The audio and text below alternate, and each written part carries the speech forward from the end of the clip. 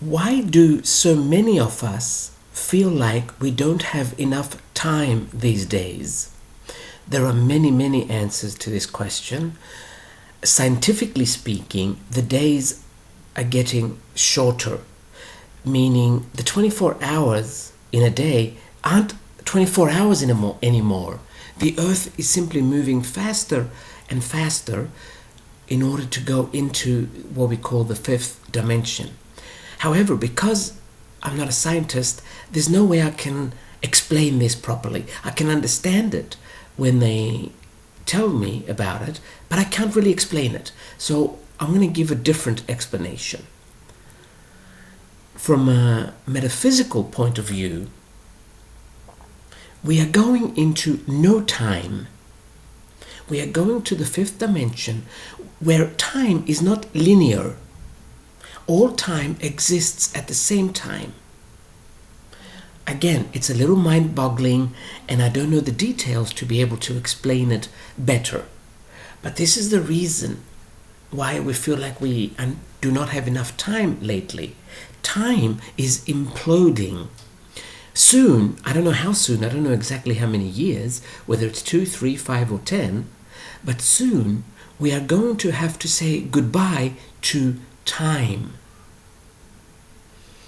and go into the now.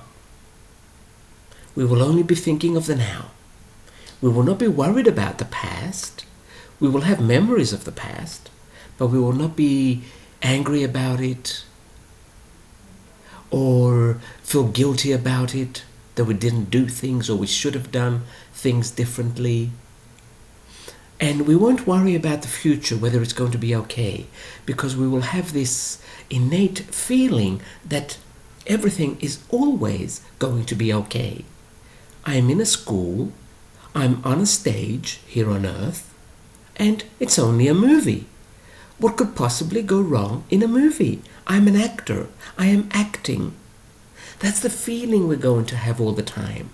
So we will not worry about the future. And we start living more and more in the now. And that is where our power lies. We are powerless because we are never in the now. We are either in the past or in the future. As we manage to come to the now, we will do whatever we want, anytime we want, with our lives. So this is another reason why so many of us feel like we don't have enough time these days.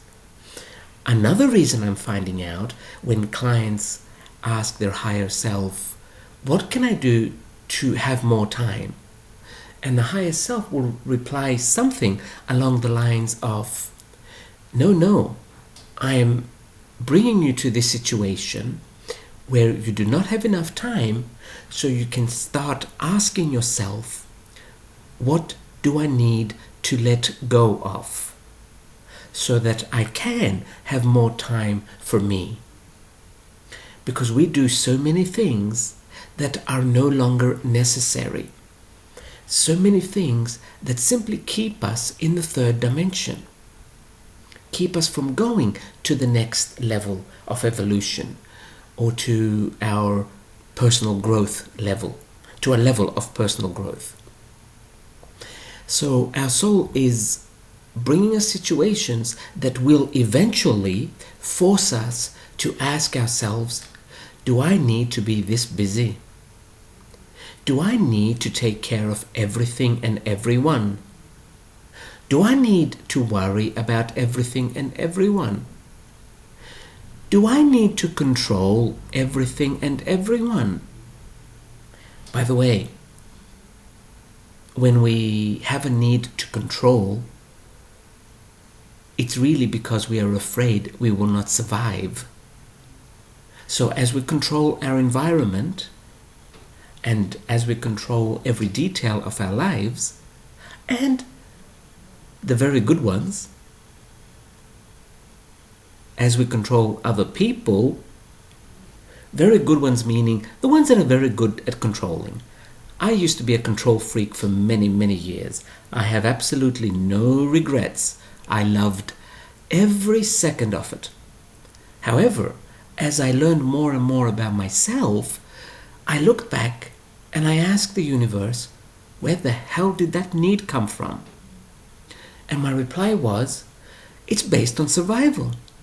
If you can control everything and everyone, you are guaranteed survival. And that's when I started slowly letting go of the need to control every detail of my day and everyone around me. So don't blame yourself if you are a control freak. Simply tell your body something like, in this life we are safe. We meaning you and your body, because we are not our bodies. And as you keep telling your body, in this life we are safe, you are programming your body that there really is no need to control everything and everyone in order to successfully survive. However, you absolutely must not judge yourself about being a control freak. Because if you do, you will never be able to change it. And let the new time come. Time meaning the now. Say to yourself, I am slowly getting ready to always live in the now. There is a very good book they are showing me right now by Eckhart Tolle, The Power of Now. To be honest, I haven't read it, but if they're showing it to me, I'm meant to mention it. So if you feel like it, it's a little book, it's a small book, so it's not going to be one of those books where you'll be reading it for months. And I'm sure that will be able to give you some ideas about how to live in the now. I haven't read it, not that I'm against it. Every time I see it, it just doesn't say to me, read me. So that's why I haven't read it. Yes, when someone recommends a book, go to the bookstore, look at it, touch it. And if it's for you, you will feel something. If you don't feel anything, if you're feeling indifferent, it means it's not for you. Then just leave it. Back to time. A lot of us are going to be forced to simplify and not feel responsible for everything.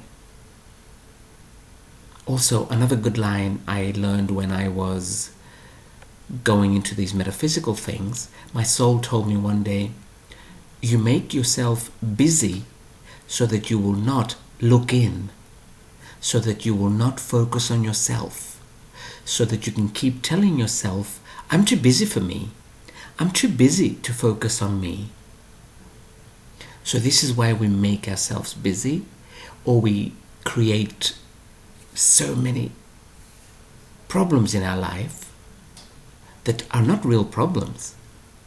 But you see, if I have problems, I can focus on them. And this way, I will not need to focus on me. Again, don't judge. Simply say, you know what? I think I am now getting ready to start focusing on me. That's it. And it will happen. I have to say something here. I've come a very long way from where I used to be 12, 13, 14 years ago. A very long way. But I didn't really do that much work. I simply found out why. I accepted the whys, and the work started happening on its own. I really didn't. I was not meditating 12 hours a day. I can barely meditate 3 minutes a day. I was not doing yoga for years and years and years. It is healthy, by the way, but I got bored in a few months and I stopped. I was not going to Peru and Tibet. I've never been to those places. I was not going to the mountains to breathe the fresh air. I like the cities. However, I would ask, why is this? Why does this exist? Why do I feel like this? Where does this come from? I would find out, I would accept it, Because if you find out and you go into denial, you can't change it. You just simply cannot change something that you do not accept. It's a universal law. I would accept it, and then it would change by itself.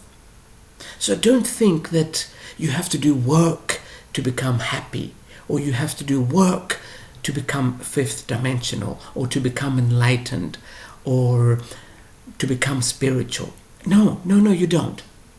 But you will have to ask questions. And don't demand an answer then and there. Don't be silly. Just ask the question and let it go. Your soul has an interest in expressing more of itself through your body. So your soul will bring you the answers. Because as you become more aware, your soul can express in one more reality. Our soul exists in many realities. But this one, because we are not so conscious, it can't fully express. It's like we go into the sea with a diving suit. We don't feel the seawater on our skin. It's something like that. The soul knows it is on earth. It knows it has an expression on earth. By the way, the soul always calls the body my expression. It never says my body. So the soul knows it has an expression on earth. But because we are not so conscious, it can't feel it as clearly as it would like. And it has an interest to become fully conscious here on earth. So it will bring you the answers. Simply ask and let it go. And don't call me or some other psychic 10 minutes later to say, I asked and I did not get the answer. My soul doesn't like me. Stop being a drama queen. The 70s are over. Way over. I'm going to leave it at that now because I'm starting to get upset. And when I get upset, I say too many truths. And then people get upset.